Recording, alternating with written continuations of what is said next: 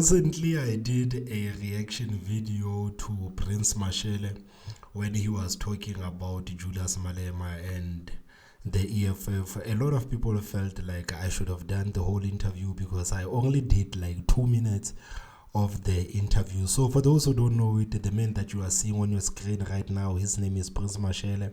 He is the political analyst, but I call him the controversial political analyst because he never holds back his tongue. So today I want us to watch the interview he did, the State of the Nation. I know this one is going to upset fighters, but this is our duty. We have to do it.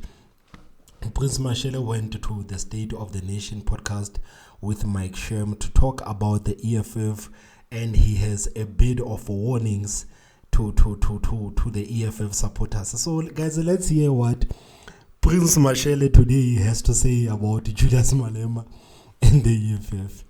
Host Mike Sherm. Joining me today is political analyst Prince Mashele. Prince, welcome back to the State of the Nation. Good to have you back here. Thank you, Mike. I'm happy to be back. I'm going nowhere. I've committed no crime. I've killed no one. All you did was write books. Yeah, write books. Okay. But the reason that I really wanted to get you back here is you have a really great analysis of the South African picture. And just recently there have been some developments which need constant. This is South Africa. The news doesn't stand still. So let's kick off with the big recent events, and that was the EFF's Big Bash, the 10th anniversary, done to great fanfare. This event at the very impressive event held at the FNB Stadium, 100,000 people, fireworks, music, dancers, everybody in red, and quite an event that was put together, you know.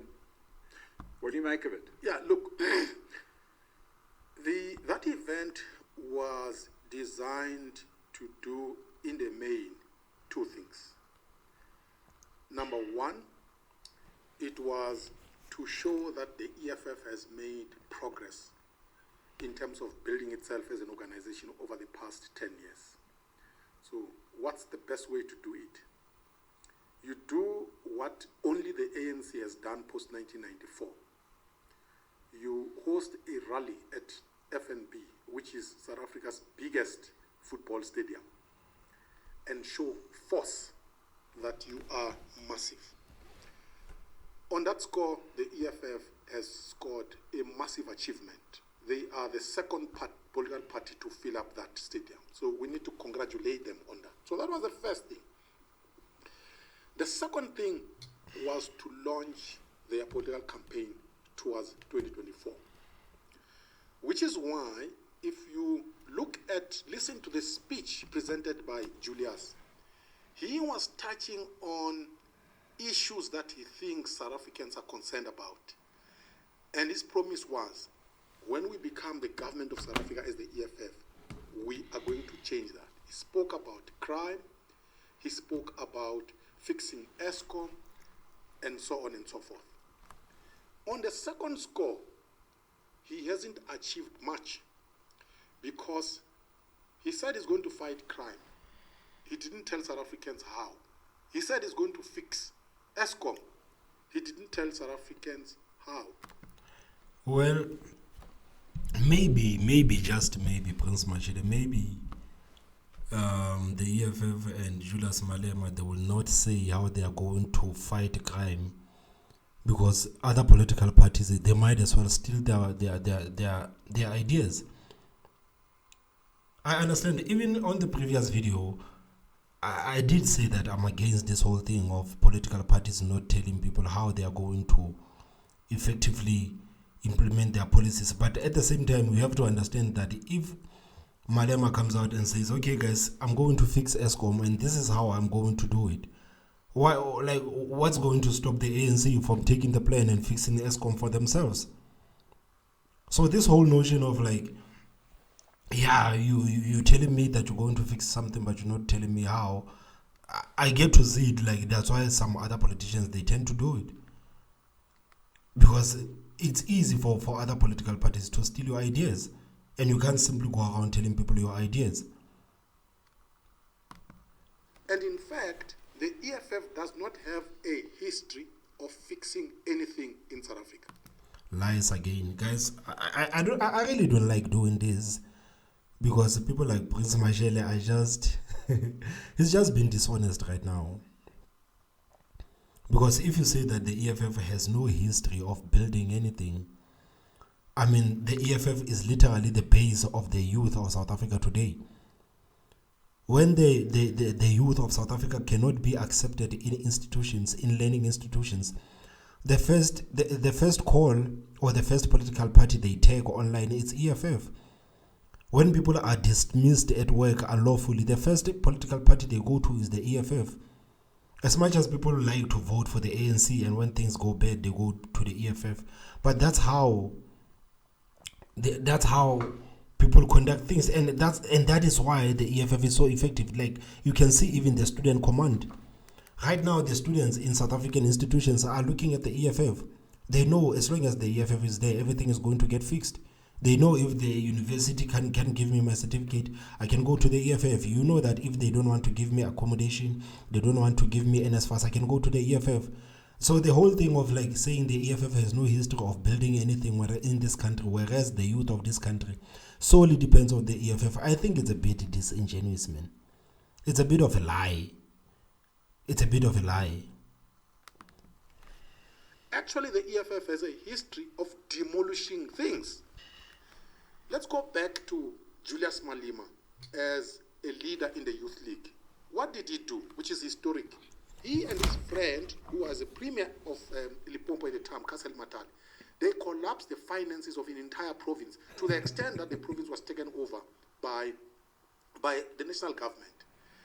Of course, there are issues around VBS. There are denials here and there, but we know who did what in VBS. We have all read that report. So, on the second score, the EFF did not achieve because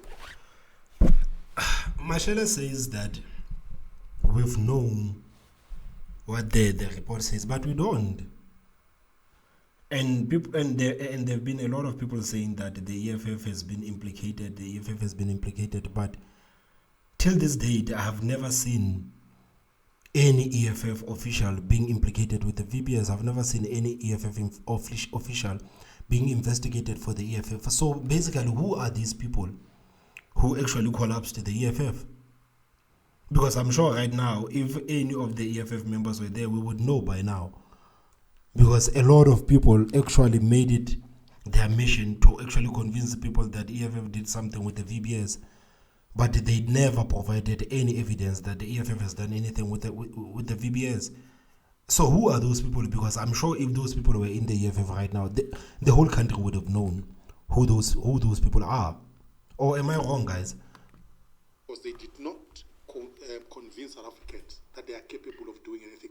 To be honest, I would be very worried to have an EFF government. Because one, they don't have experience. Two, guys, I feel like it is going to be a lengthy video because some of the things that Mashele says, they trigger me. Because if you say the EFF, they don't have any experience, did the ANC have experience? The ANC also never had any experience. So if you are going to vote on someone based on their experience, you only have two parties. You only have the ANC and the National Party. It's either you want the ANC to continue governing because they've been governing for 30 years, or you want the National Party government to come back and govern South Africa. Because right now, all of the parties that are there, they don't have any experience. You can look at Action SA, all of the parties, they don't have experience. I don't want anyone to tell me about Cape Town, man. I don't want anyone to tell me about the Western Cape and the DA. We know the mess that the DA is doing in the Western Cape. They only show us the good places. They don't want to show us the Kaelicha, the Langas of the Cape or of the Western Cape. So I don't want to talk about the DA.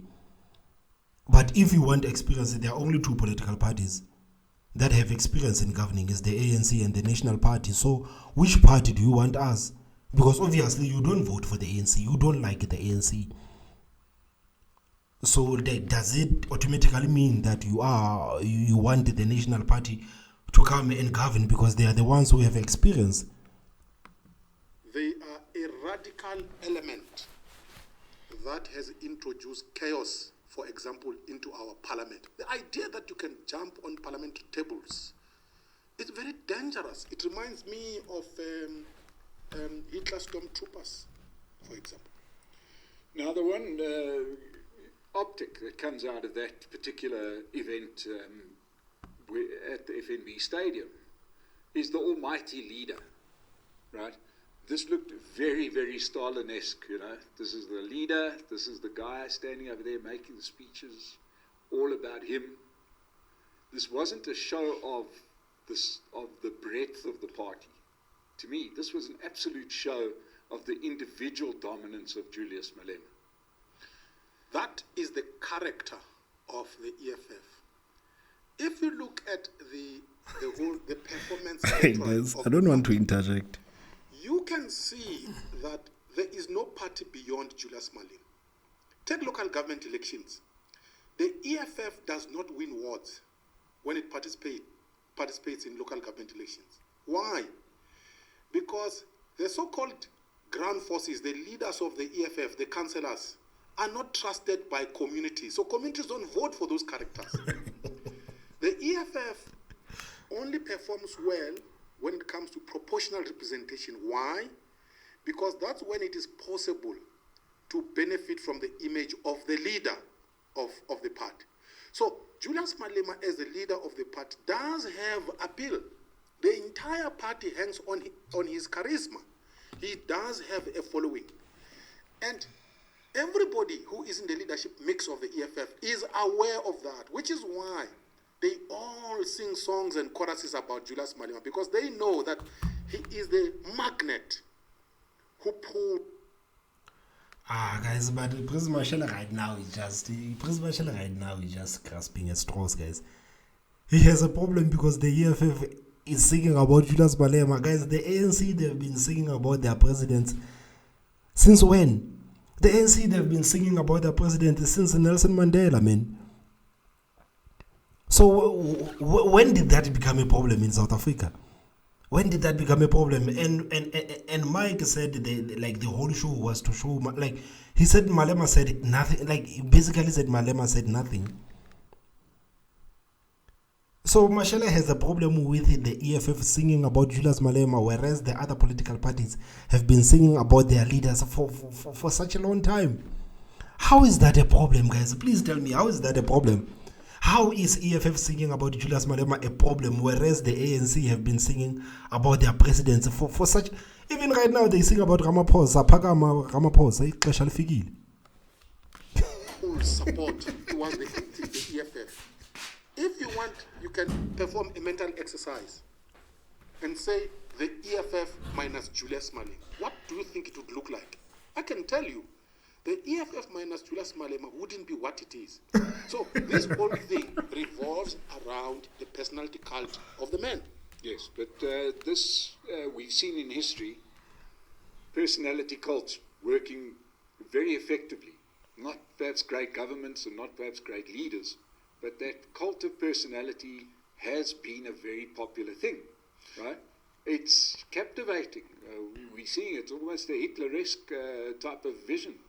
Look, the EFF calls itself, by the way, a Marxist-Leninist organization. So they take their cue from the Soviet Union. And that has been Soviet politics before the collapse in 1991.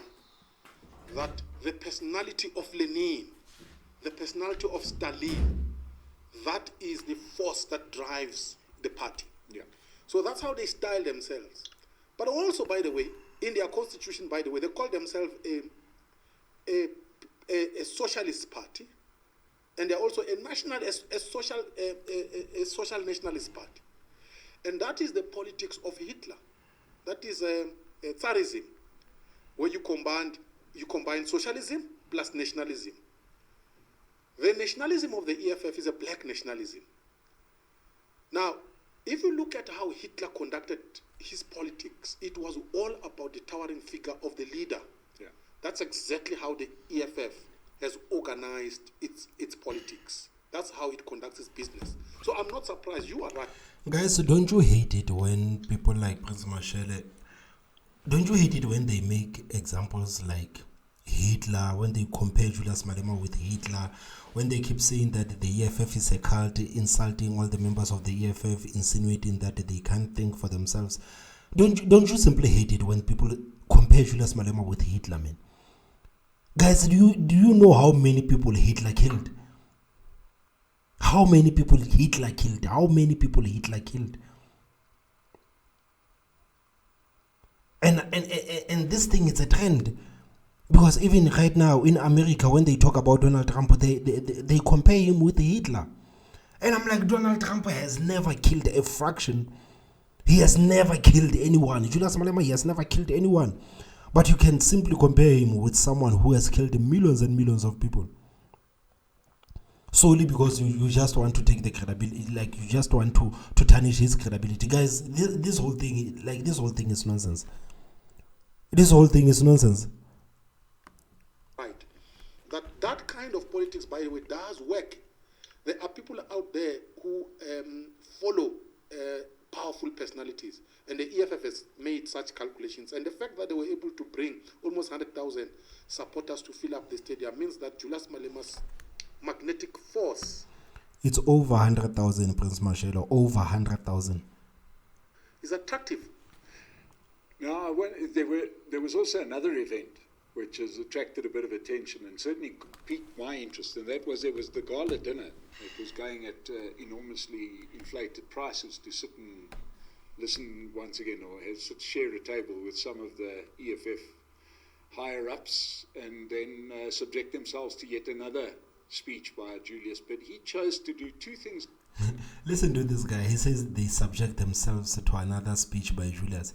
He's pretending like the people hate. He acts like people hate hearing Julius Malema speak, man. People love hearing Julius Malema speak. He says that they are subjecting themselves to Julius Malema speaks, portraying it as if like they don't want to do it, but they have to do it. People love hearing Julius Malema speak, man. Guys, this video is going to be long because these guys, we are going to fight right now. Let's fight. That I thought stood out. One is that he absolutely lashed his own leadership by saying that nobody better plot against him because he knows everything. Now, I thought that was quite a strange statement to make at an event like that. Why do you think he would go out there and basically threaten his leadership that were at that dinner? Saying that people must never plot against you because you know everything is a threat. It is not a threat. How is that a threat, guys? By saying that they should not plot against him because he knows everything. Jeez. If you give me 30...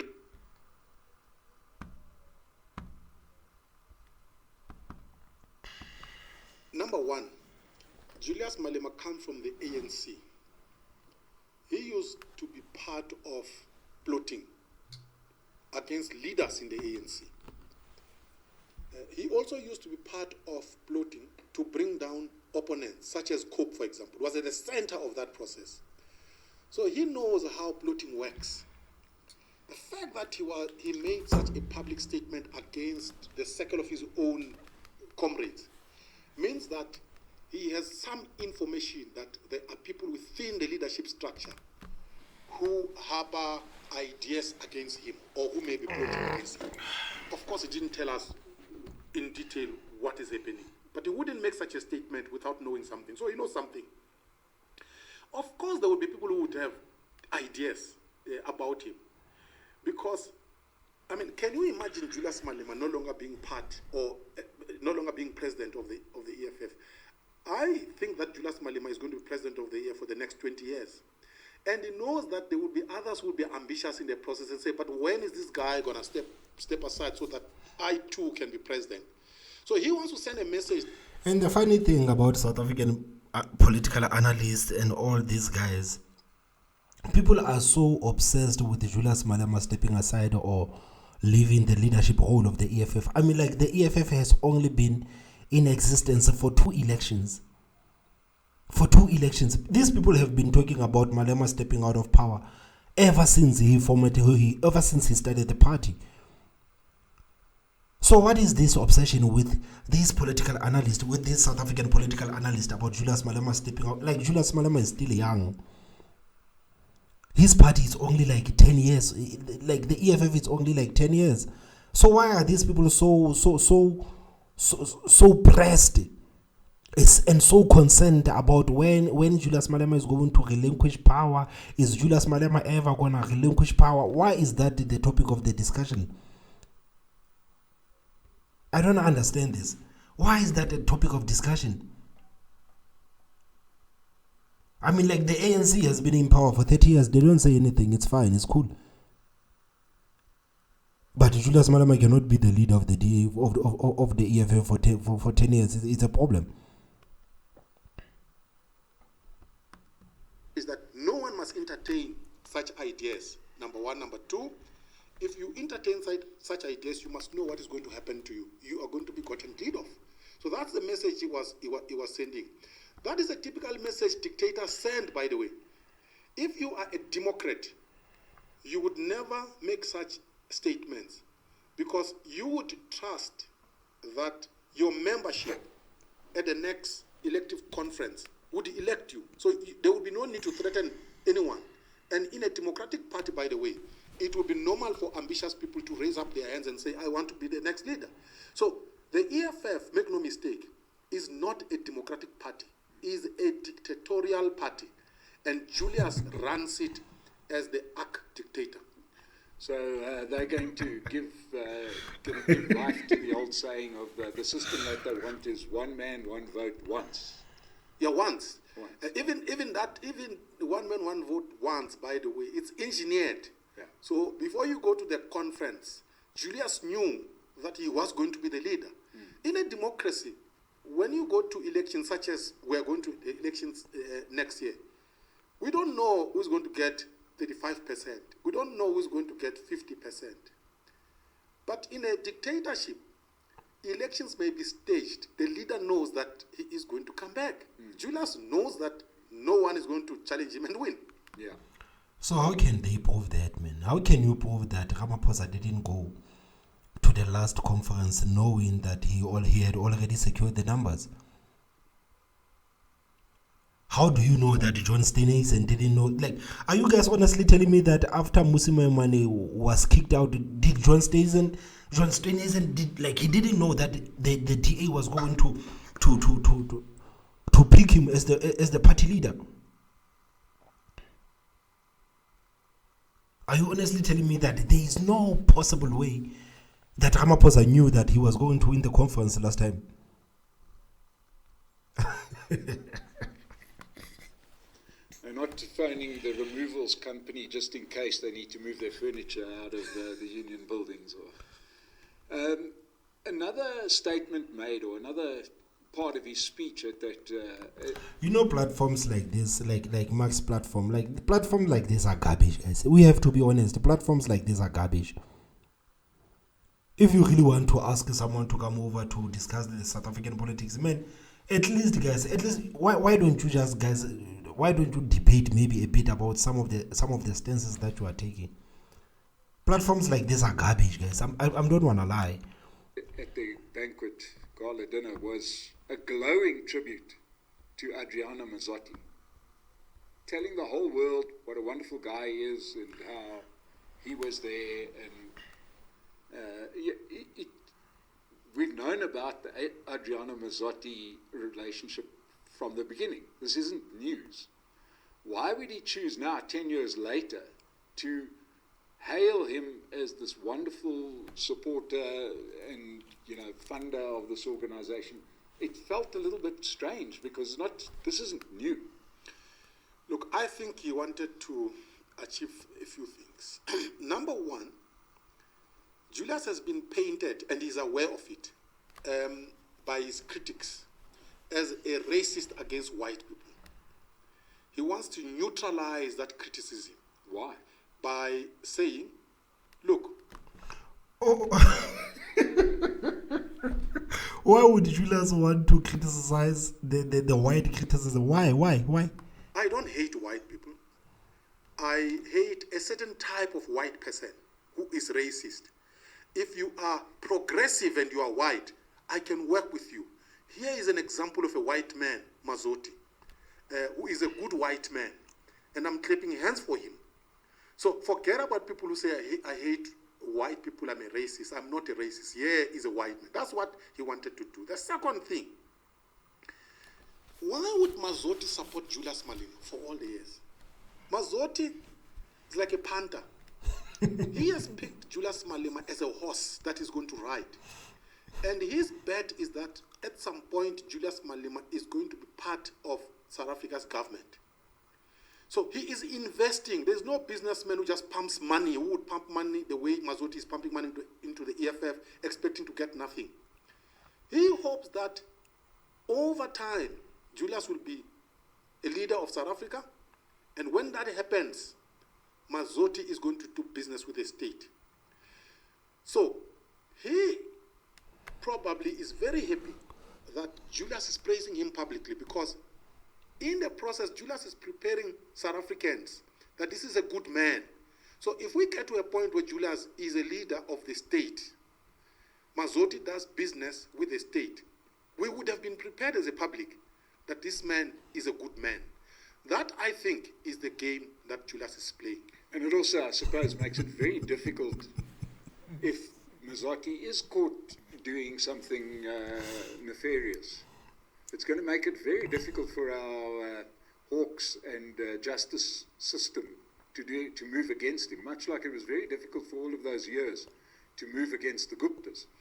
If Julius Malema were to be South Africa's president, it's funny how they go from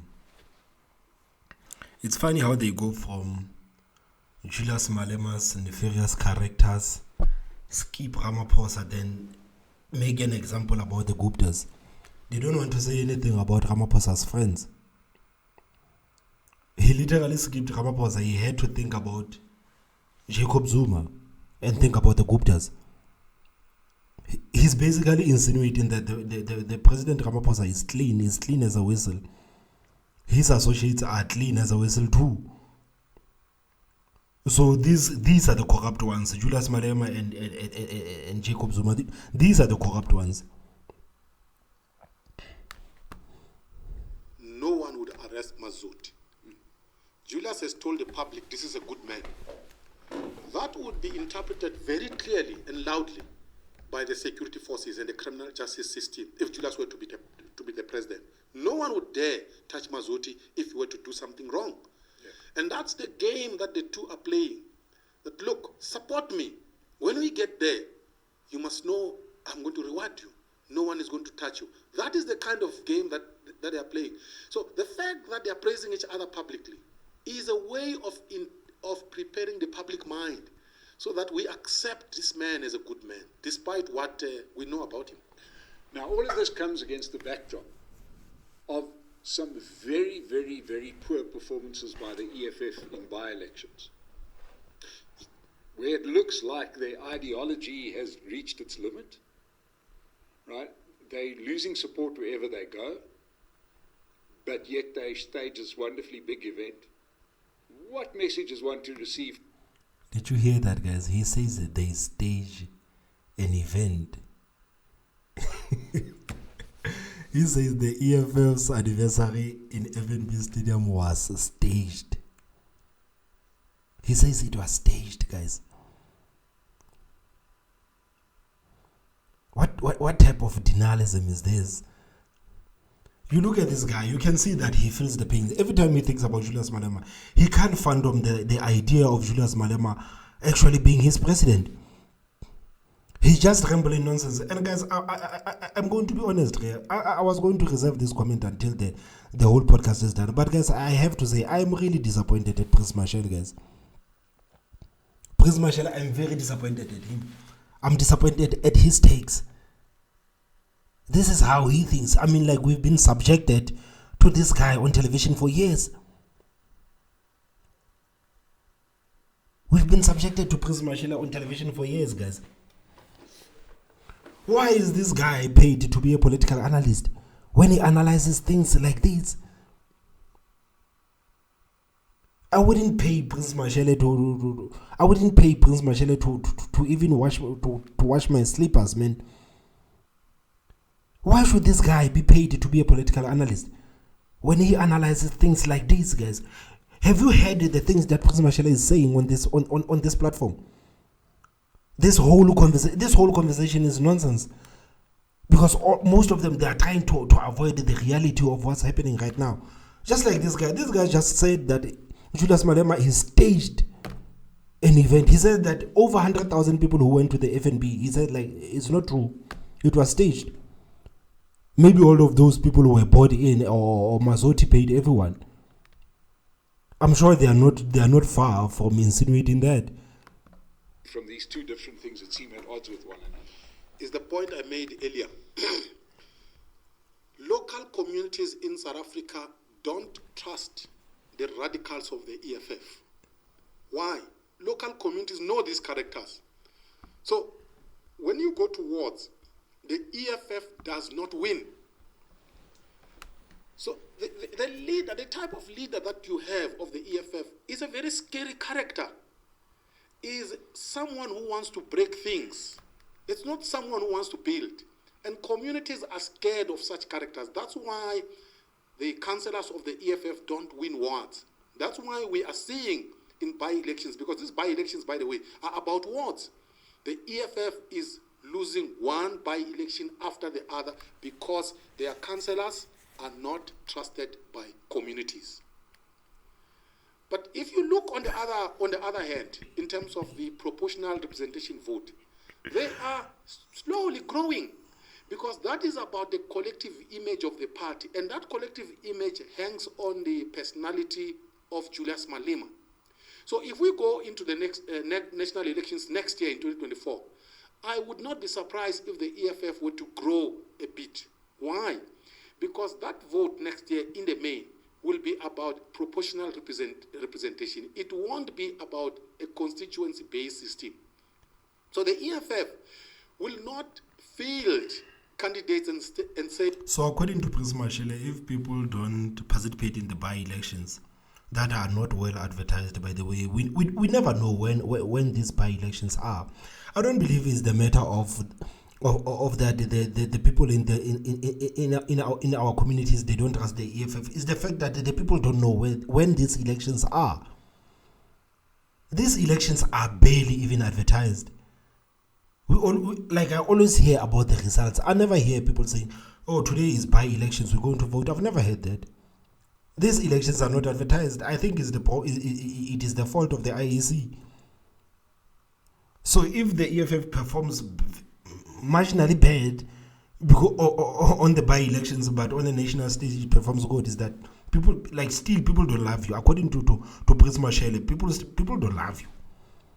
So why is the EFF growing nationally when people don't love the EFF? Is because the national elections are well advertised. They go and stand in that constituency on the strength of your persuasiveness. The EFF will say, we as the party are contesting in that constituency, and they will ride on the personality of Julius Malema. So that's what explains these two issues. And at the same time, it almost feels like Prince Mashele is jealous, man, of Julius Malema, man. It's almost as if he's jealous of Julius Malema, man. This guy has been going from news station to news station. Now he's doing this trash podcast talking about Julius. It's almost as if he's jealous of Julius Malema, man. Because there's no way a rational person can say these things that he's saying right now. There's no way. So you see their support growing? Yes. Their support is growing. I mean, evidence is there. Look at where they come from. They come from 6% when they first participated, right? Yeah, it is true. I mean, you can't deny it. And then they are not. Of course, he wants to deny it. He wants to live in a denialism that EFF is not here, EFF is not growing. Even though that the EFF in the top 3 is the only party that has been growing for the past 2 elections, he doesn't want to admit that. That is not his platform. He cannot say that the EFF is growing on his platform. That's why I said this platform is trash. Garbage, man. Now, they're now around 10% at the guy is just literally swallowed. Just because Prince Mashele said the EFF is growing. Of course, the EFF is growing, guy. The EFF is growing. He doesn't want to admit it. Just look at his face. He doesn't want to admit that. He's like, of course it is growing. It is the only political party right now that is growing in crazy numbers. It's going to be fun. It's actually going to be fun to see how the EFF and the Action SA is going to perform next year. The Action SA it's also performing well, which is going to be the danger for the DA. That is a separate discussion. The national level. Yes. That is growth. Show me one party formed after 1994 other than the DA that has done that. There is absolutely none. All the parties that were formed after 1994, when they participated in an election, whatever they got at their first election, they actually reversed at their next election. The EFF has grown. So we must not downplay that. It is an achievement, and we need to be alive to that and what it means for our society. The EFF could possibly grow. I predict that next year they will grow a bit. So in other words, look at them between 10 and 15% next year. Okay, so I'd say yes, but perspective matters. We're talking small numbers. When you're growing, so they went from 6% in 2014 to 10%. How is growing from 6% to 10% a small number, guys? Come on. How is growing from 6% when you started to 10%? How is that a small number? So why is the DA keeps going down? Why does the DA keep going down? Why can't they attain those small numbers? That 4%, why can't the DA attain that number? Why can't the ANC attain that 4%? If it's such a small number. So this guy is doing exactly what Prince Mashele is telling him not to do, man. Do not undermine the growth of the EFF. Do not live in denialism. See things how they are. Because the 4% that you say it's a small number is the same number that the DA cannot reach. It's the same number that the ANC cannot reach. If anything, the ANC and the DA, they both went down for the past two elections. But the past two elections, the EFF has grown. That is the basis of the whole thing. So you just want to deny that because it's going to make you feel good. It's going to make you sleep good at night. But well, that is not the case right here. The EFF is the only political party that has been growing in top 3. It is the only one. 19 and actually regressed in 2021. Right? I had this discussion a while back with Wayne Sussman, and their numbers went down. Their percentage of the vote went down between 2019 and 2021. I think Prince Mashele, sometimes I think that these guys are paying him to come on their platforms to say this nonsense. Or Prince Mashele is mad. He's saying all these things knowing that these guys are going to invite him to his podcast. Some of these guys are going to pay him to come to his podcast and say these things that he's saying. So shout out to Prince Mashele, man. If that's how he's moving. If that's how Prince Mashele is moving, man, shout out to Prince Mashele, man. Shout out. Even right now, man, if you just want to live in denialism, you can act like Prince Mashele. I don't know if Prince Mashele, that's how he thinks or that's how he pretends to think. I don't know if that's how he thinks or that's how he pretends to think. Because he knows that saying this stuff is going to get you on the mainstream. You are going to be on the front pages. You are going to be invited to ANCA. You are going to be invited to Newsroom Africa. You will never be invited to a platform where your views are going to be challenged. They're simply going to ask you the question, what do you think about Julius Malema and the EFF? No, Julius Malema is a cult leader and all of those things. They know that you will never go to a platform where someone can challenge your ideas. Marginally, but this idea that they're only growing is not true. So, and even if they had to grow by 2%, this is hardly the stuff of legend. This is relatively small numbers. No, you're making a big mistake. In 2024, even 3% will matter. If the ANC, for argument's sake, were to get 43%, right? it would need a second party to assist it to form a government. If the EFF were to get 11%, the ANC and the EFF can go co-govern South Africa. Yes. So the fact that the EFF would have grown by 1% actually would be significant in the sense that those numbers will matter in deciding who becomes the country's government. So we shouldn't underestimate that. Or even if they were to decline by 2% and they sit at 8% and the ANC get 43%, they can still help the ANC to co-govern. So that growth from 6% to around 9%, 10%, 11%, it's significant. And into the future, it will mean something big. Yes, okay. So let's talk about those coalitions because by all accounts, it looks on the cards. It has to be that the ANC is going to need a significant coalition partner to govern. They're not going to get, I mean, if one looks at the last local government election, they got 46%. They haven't improved since then. One would imagine the lights have been off, the unemployment's been up.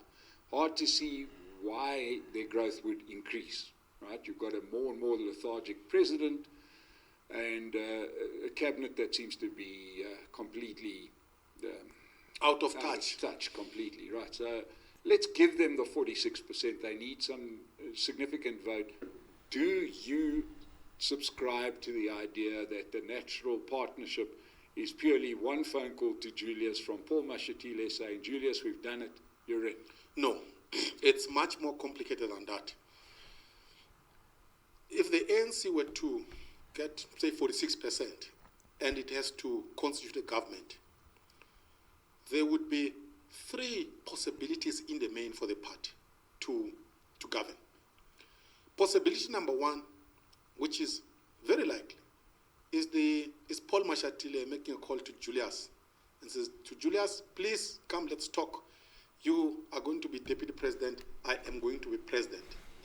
Julius can accept a deal like that. And by the way, I'm aware that Paul and them and the EFF have been talking, and that involves the leadership of the KZN in the ANC. It also involves Panyaza in Gauteng. So that call is, because these two provinces in the ANC, by the way, are the weakest. They know, the chaps of the ANC in KZN, that they won't come back without being assisted. Even Panyaza knows he won't come back into the leadership of Gauteng without being assisted. So Paul can make a call. That is the first scenario. But that first scenario depends on whether or not Cyril resigns. If Cyril Ramaphosa does not resign as a leader of the ANC after the elections, having gotten 46%, that call... Why would Cyril Ramaphosa resign? Why would Cyril Ramaphosa resign? This guy is talking about Paul Mashele being the president and Julius Malema being the deputy president. Guy, if you believe that Paul Mashele can go out there and actually garner the votes for the ANC to be the president of the country, you are out of your mind. You are out of your mind. Fikile Mbalula will be the president of South Africa before Paul Mashele becomes the president of South Africa, man. Paul Mashele, do you honestly believe that Paul Mashele can fill up a stadium? Can Paul Mashele actually revitalize the ANC? Paul Mashele is cool. He's cool. He's keeping it to himself. But he's not a charismatic person. He's not a charismatic character, man. And these guys are talking about Paul Mashele being the president. Guys, let me tell you something, guys. This upcoming conference of the ANC, Ramaphosa is going to win that conference.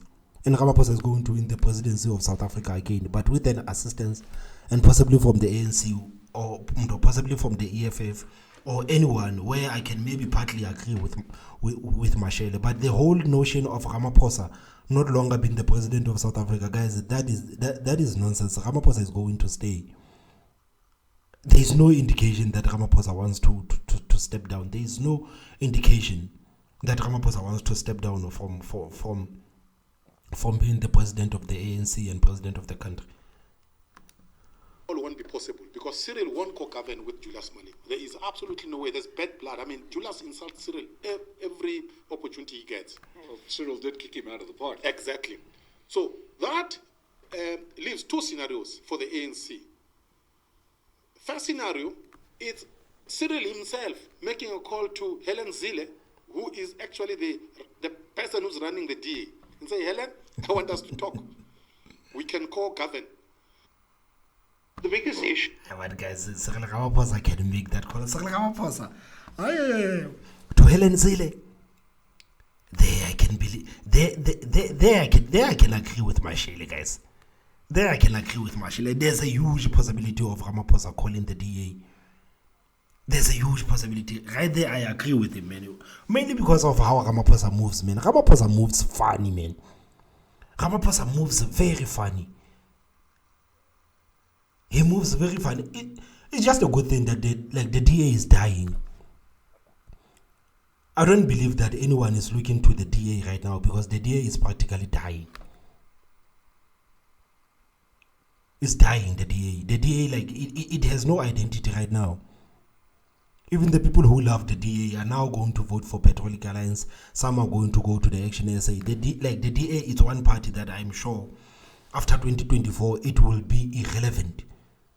It will be irrelevant. Parties like Patriotic Alliance and Action SA will be guys, we can bet 100 rand, let's go. After 2024 the DA will be irrelevant. I don't believe that the DA is going to get a lot of votes in 2024. I don't. Mainly because of John Steenhuisen. John Steenhuisen is the worst leader the DA has ever elected, man. I don't understand how they can see this. I don't understand how they can see this. You remember in during the last elections when Musa Maimane was still the leader of the DA, people were talking about the DA. There was that movement about the DA. There was that fever about the DA. But ever since this Steenhuisen guy took over, the DA has been nothing but party of racists. The only thing that they know is to make press conferences, insulting people, calling the taxi bosses, the thugs and everything. The DA has reduced itself to a party of racists. All that hard work that Helen Zille did to make sure that Helen Zille should have taught them how to maybe pretend to black people so that you can get the votes. Clearly Helen Zille never taught these idiots at the DA anything because they don't know how to garner black votes. John Steenhuisen, I don't see anyone voting for John Steenhuisen. I know there are those people just like Prince Mashele, but I don't see a majority of people going to the DA. The Action SA is going to cut the DA deep. And after 2024, the DA will no longer be relevant. Guys, you can count my words. And let me tell you, that can happen. Cyril can co-govern with the DA. The DA has made it public. Helen has said it herself publicly, that they can co-govern with the ANC under the leadership of Cyril Ramaphosa. Remember that the DA, at some point, by the way, they wanted a vote of no confidence in Parliament against Cyril's ministers, but not against Cyril himself. So they have confidence in Cyril. So there is that scenario of Cyril Ramaphosa constituting a government where you have John Steenhuisen as the deputy president. That's a second scenario left for the ANC. The third scenario would be the IFP. No one must rule out that scenario. If the ANC gets, say, 46, 48, and then the EFF gets 5% on the strength of KZN, the IFP, sorry, on the strength of KZN, because the IFP is growing in KZN. That would be easy. Cyril calls Thabisa and says, come to Pretoria. You are going to be a minister of whatever. They can even give him deputy president.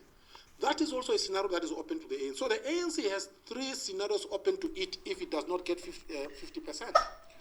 And Thabisa would be happy to come to Pretoria as long as he's not in a truck, because he might get burnt on the way. So yeah, I guess it would fly. It would avoid the entry. Okay, so let's talk about, you mentioned scenarios, and two of your scenarios involve parties that are involved in coalition talks at the moment. And we recently held an event where we had most of the leaders of those parties together. The intention is for them to hammer out a coalition agreement that is going to be in place before the election. Now, it's an idea that seems to hold a lot of promise. What's your view of the deal? Number one, Is this guy talking about that moon peg thing of John Steenhuisen? It's a big mistake that these parties are making. Yeah. You can't talk about a coalition government before you go to an election. That's what these people do. They listen to John Steenhuisen, guys. John Steenhuisen, he has a peanut for a brain. He has a peanut for a brain, and that's why they are discussing coalitions before the people even vote. They are going to turn against each other. At least not in the big way that they are doing it. When you do that, you are doing certain things. You are confusing voters.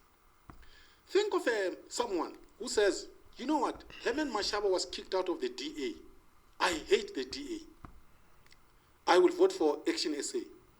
And then this person sees Action SA and the DA. They say, we are going to be partners. What does that do? It dampens the enthusiasm of that person. Think about someone who is on the DA side, who says, you know what, I'm very glad that Prince Mashele has left the DA. I'm going to vote for my party, the DA. And then they hear that Steenhuisen and Hemen are talking about a possible government. Even that person is not going to be energized. The best thing that I think they should be doing is to energize their constituencies around their respective promises. So, Action SA, what is it that you are promising South African voters? You need to drum up that. The DA must do the same. Freedom Front Plus must do the same. The IFP must do the same. It is... At least right now, Mashele, you are talking about something that we can agree on, because these people have been telling us about what the ANC has been doing wrong, and everybody knows what the ANC has been doing wrong. People want to know the alternatives, but these parties have been ignorant enough and naive enough. I don't know if for a lack of a better word, they've been ignorant enough to tell the people their plans, but they've been coming and telling people about the wrong things that the ANC is doing. Everyone knows the wrong things that the ANC is doing. We don't want to hear them from you, but from you we want to hear alternatives. If I'm a regular ANC voter, that I'm looking into the DA, I want to hear what the DA is going to do for me. I don't want John Steenhuisen with his big forehead standing on a national television telling me about the things that Ramaphosa is doing. I know those things. Thank you for stating the obvious. After South Africans have voted, and then you look at the numbers and say, guys, the voters have spoken, and they are saying we must talk. Then you begin to talk. If you think you need to prepare, don't have big public events.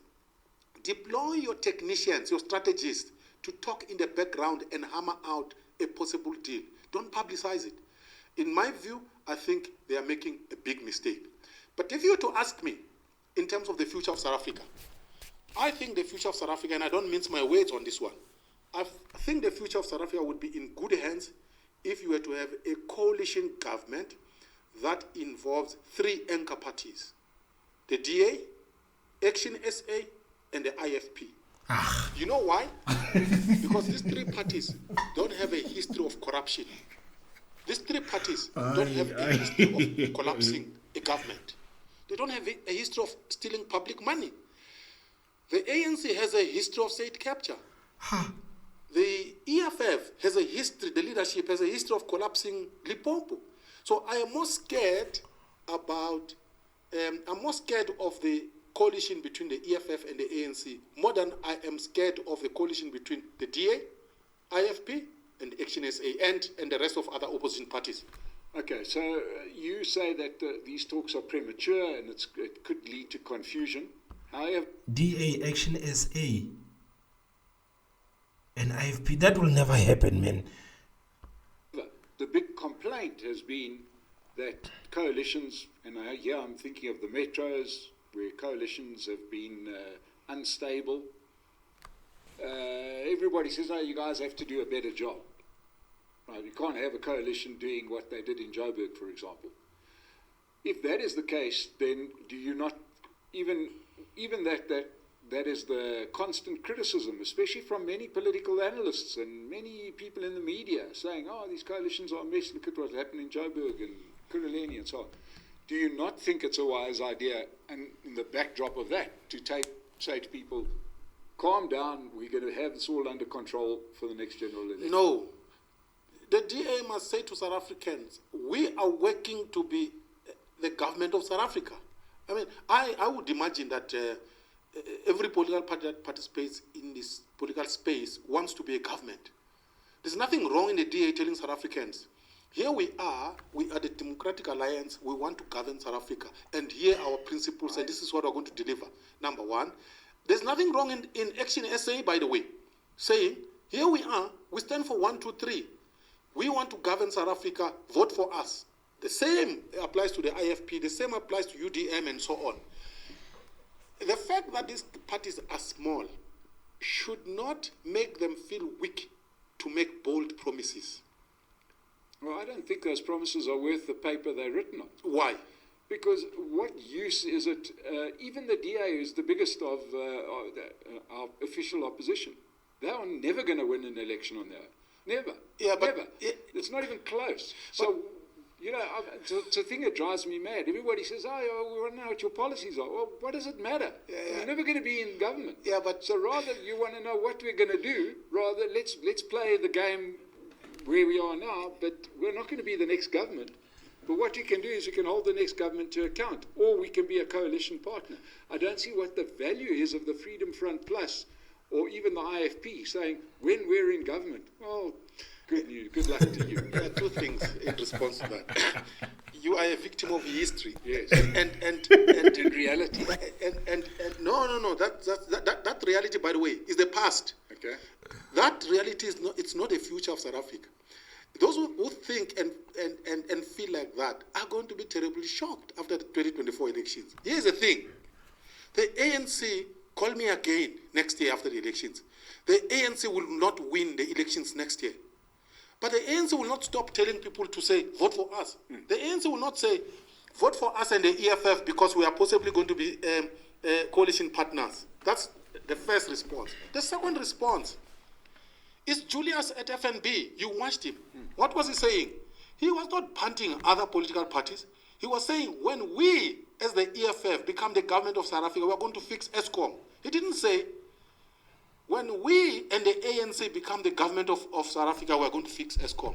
So if you are a political party, talk about what you are going to do. There are people who are going to believe you. Those ones will vote for you. There are people who are not going to believe you. Those ones will not vote for you. There's absolutely nothing wrong. That's how democracy works. You only negotiate a coalition agreement after the elections. Let me give you an example. Say you invite Musi Maiman into these talks, right? Do you think Musi Maiman is going to get a seat in parliament?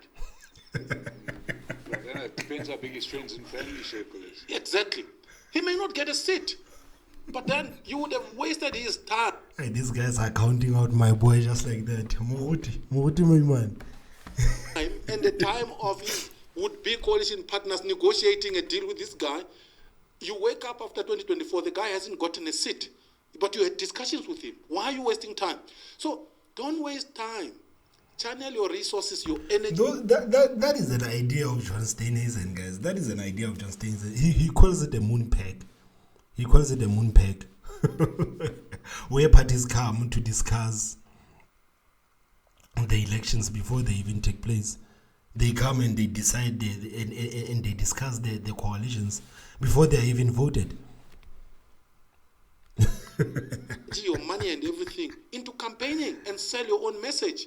Then you can talk after the elections. As I said, if you want to be careful in terms of planning, you can have strategists in the background hammering a possible deal that is going to remain in a box. You're going to take it out when you now have to hammer out a deal, a real deal. That's but of course, I mean, this is my opinion. Another person may have a different view. Well, that's why we get you up here, and I'm going to close you off. I'm going to close off this particular interview with asking you about. It feels to me, and I've said it before, and I say it again, that I think 2024 elections are the most important elections in the history of South Africa, and I include 1994 because I think that was more symbolic, and we knew the outcome. With Nelson Mandela at the helm and everything that had gone before, the election itself was a symbolically important moment, but the result was never in doubt. All right? For the first time since 1948, we've got an election where the result is in doubt and everybody can participate. So therefore, by my account, it makes it so much more important than any other election that we've had in the history of South Africa. That's my view. Finished with that. With the importance of the election, with all the things that we've discussed, is this going to be the end of the entrepreneurial parties? Is this the end of good? Is this the end of Bantu Alamiso, God bless him? Is this the end of all these little mom and pop shops that are there just to keep one or two guys employed? Look, I agree with you. 1994, it's one of the most important moments in the history of South Africa. 1948 was also another, but let's not go back there. Yeah. Into the future, you are right. So 2004. 1994 was the most important. 2024 will be a big moment, in the sense that it will actually end the era of the liberation movement that has been governing South Africa up to where we are. We are going to enter a new era that most of us don't know, we haven't seen. That is the era of a new chaotic politics. South Africa's political future is going to be chaotic for at least 15 years. Why? For at least the next 15 to 20 years, we are going to be under a coalition government in South Africa. There is no single party that is going to win an outright majority. That necessarily will mean that the political system will be unstable. You are going to see a few parties consolidating. You are going to see the DA maybe over time growing marginally. You are going to see the IFP consolidating and growing in KwaZulu-Natal. The EFF is most probably going to be part of that mix of parties that are going to grow. And Action SA, I think it appears to me now that they could potentially be part of that mix. So those are the four parties of the future. They will have to negotiate. The ANC will be part of it until it disappears. The ANC will disappear, by the way. If you want to test my theory, look at the ANC in the Western Cape. Once the ANC loses an election, it disappears forever. It doesn't come back. That's the history of liberty. Exactly. It won't come back. So it is the end of smaller parties in the sense of them having some big influence. But a few of them may be born. Look at the Patriotic Alliance. The Patriotic Alliance, by the way, may be part of that mix. In a chaotic situation, a party that has got 3 seats in parliament may have some influence.